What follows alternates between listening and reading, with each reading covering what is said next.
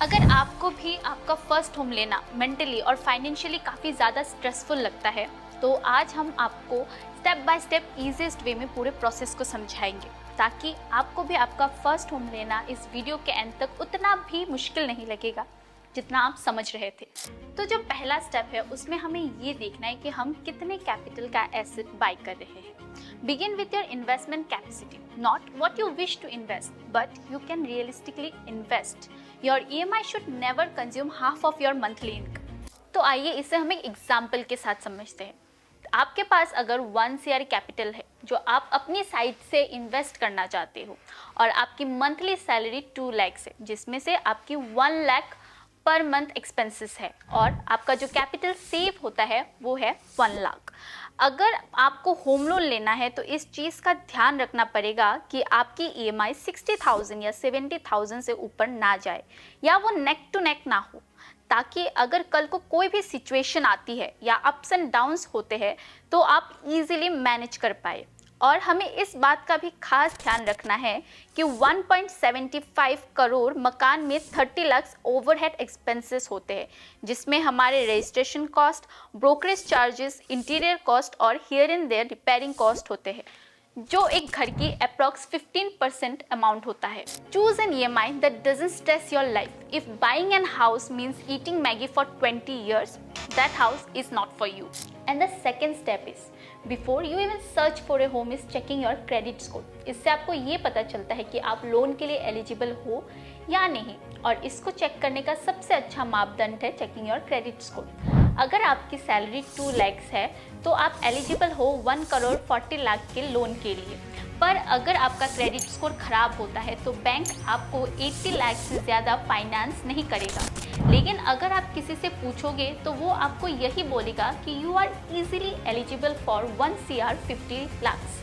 अगर आपने अपना क्रेडिट स्कोर चेक नहीं किया तो आप आगे कमिटमेंट कर बैठेंगे, जिससे जो आपका टोकन अमाउंट है वो फॉरफिट हो सकता है। तो सेकंड स्टेप पे हमें ये ट्राई करना है कि हमें क्रेडिट स्कोर की क्लैरिटी हो, वो 800 है या 800 से ऊपर नीचे है।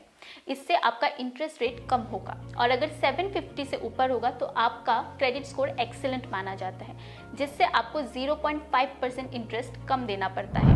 अदरवाइज बैंक आपको 0.5% एक्स्ट्रा इंटरेस्ट चार्ज करेगा, जो लॉन्ग टर्म में आपके पॉकेट में बर्डन बनेगा। Also ask banks for pre approval letters.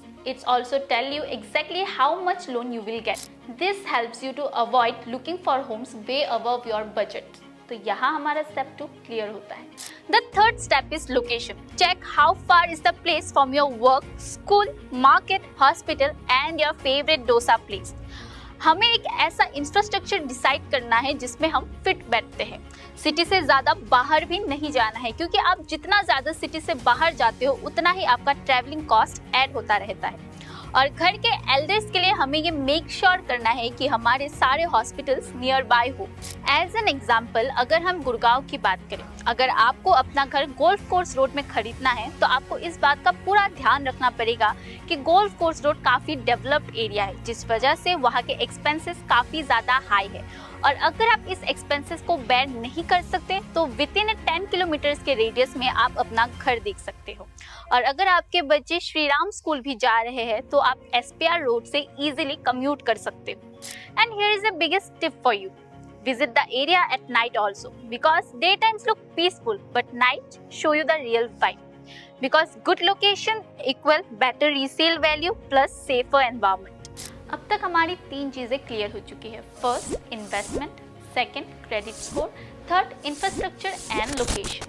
अब हम बात करते हैं अपने चौथे पॉइंट, जो कि है एक बिल्डिंग का क्वालिटी टेस्ट। आप कभी भी जब एक बिल्डिंग देखने जाए तो आपको इस बात का ध्यान रखना है कि आप वहाँ की वाटर टेस्टिंग करें। इससे आपको इस बात का अंदाजा लग जाएगा कि वहाँ का वाटर प्रेशर अपने बेस्ट और वर्स्ट कंडीशन में कैसे परफॉर्म करता है। कुछ एरियाज में वाटर लॉगिंग भी होती है।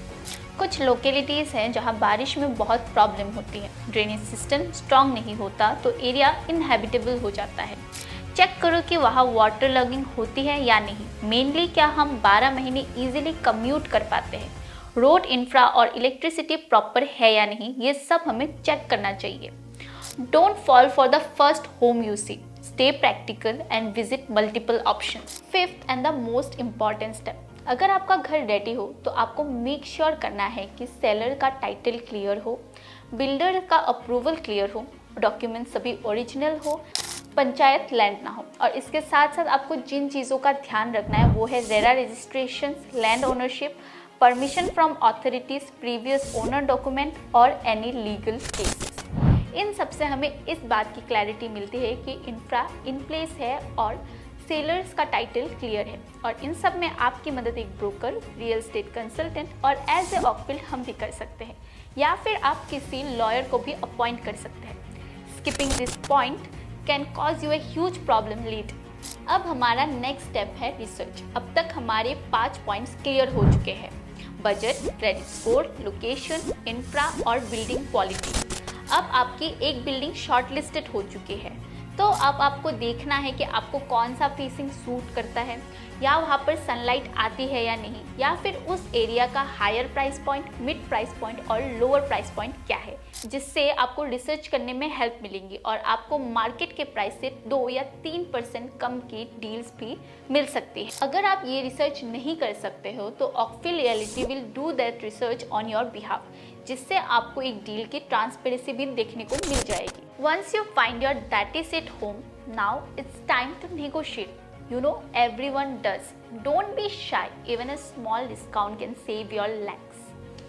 Now the next step is loan. और अब जब आप फाइनेंस के लिए अप्लाई कर रहे हैं, as a real estate consultant हम आपको सजेस्ट करते हैं कि आपने जो घर फाइनल किया है उसके लिए एक टोकन अमाउंट पे करें और साथ ही एक टोकन अग्रीमेंट भी बनाएं और मेंशन करें कि मैंने लोन के लिए अप्लाई कर दिया है, मैं अपनी एलिजिबिलिटी चेक कर चुका हूँ और आपके डॉक्यूमेंट से प्रॉपर्टी वेरीफाई करूँगा।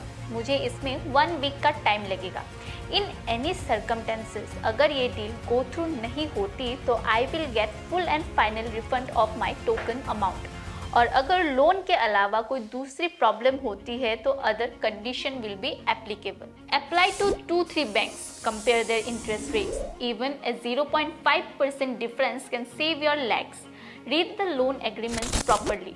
If something confuses you, just ask. Because you are buying a home, not ordering biryani, so questions are allowed.